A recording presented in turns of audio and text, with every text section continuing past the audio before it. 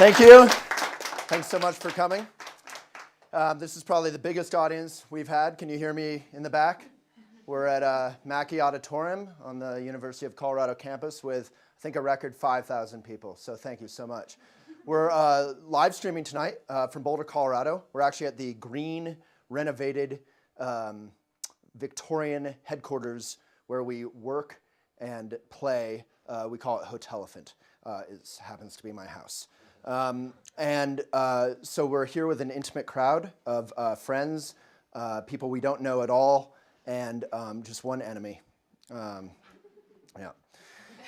So my monologue tonight is about probably, to my mind, the most important conversation people could be having and are having frequently on Facebook.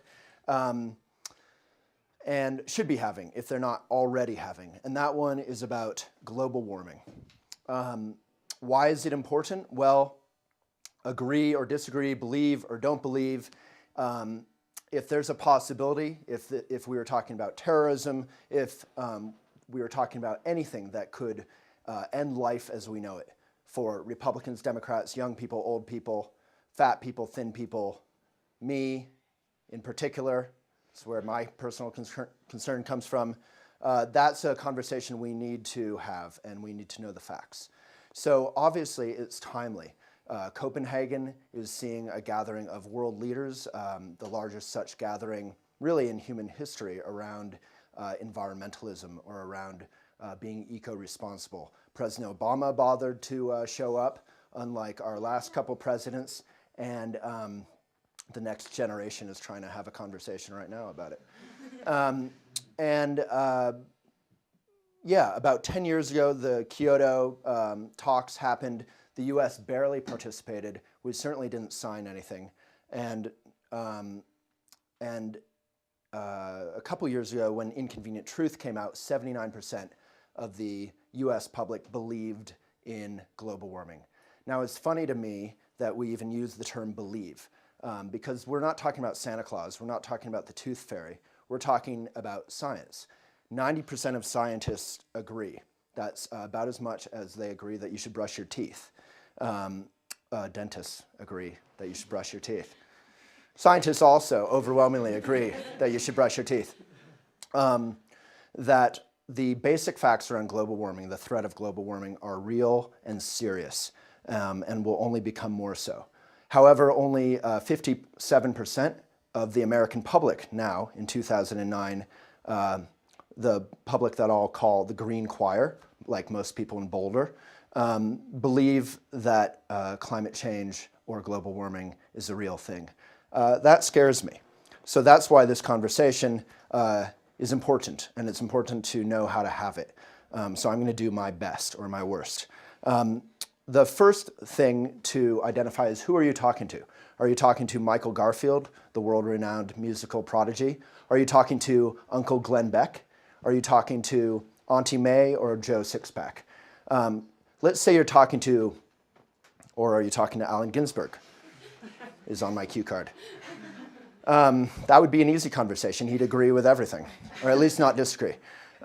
So if you're talking with Glenn Beck, someone who on ideological or political grounds disagrees with the facts of global warming, they're probably not super open to your fruity liberal Birkenstock wearing argument.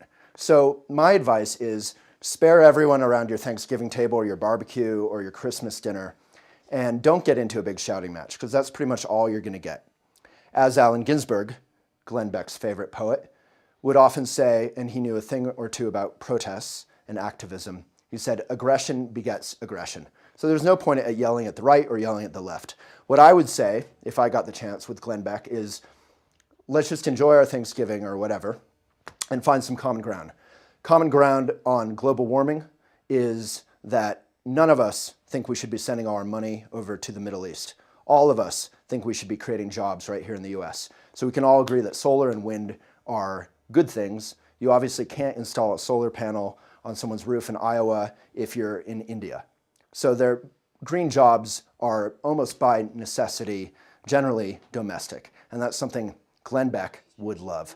So secondly, if you're talking to Auntie May, someone who's just genuinely not sure, they've watched faux news, they've watched Miss NBC, and they just don't know what to think.